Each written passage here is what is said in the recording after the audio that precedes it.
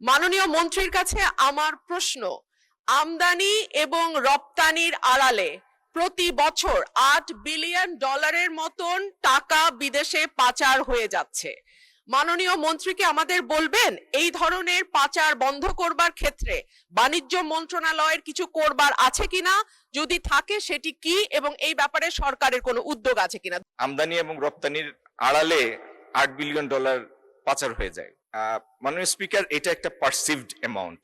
এখন আমদানির অনেকগুলির মধ্যে টেরিফ আছে, সেই প্রাইস ফিক্স আছে, অনেকগুলির মধ্যে পিএসআই আছে, প্রিশিপমেন্ট ইন্সপেকশনের ক্লজ আছে।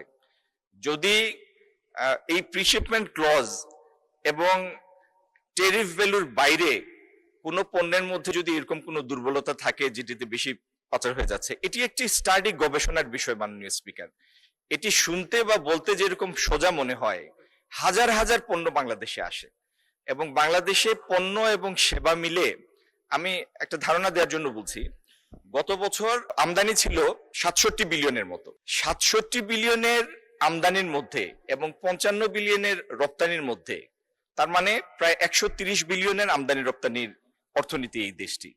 এটির মধ্যে পিন পয়েন্ট করে বলা যে ঠিক অমুক প্রোডাক্টের মধ্যে অর্থ পাচার হচ্ছে, এটা বেশ জটিল একটা বিষয় এবং একটা গবেষণা ধর্মী কাজ। মাননীয় স্পিকার, এই ব্যাপারে আমরা সচেতন আছি, আমরা স্টাডিও করছি। যদি আমাদের নজরে এরকম কোনো বিষয় আসে, আমি হাউসকে আশ্বস্ত করতে চাই যথাযথ ব্যবস্থা আমরা নিব।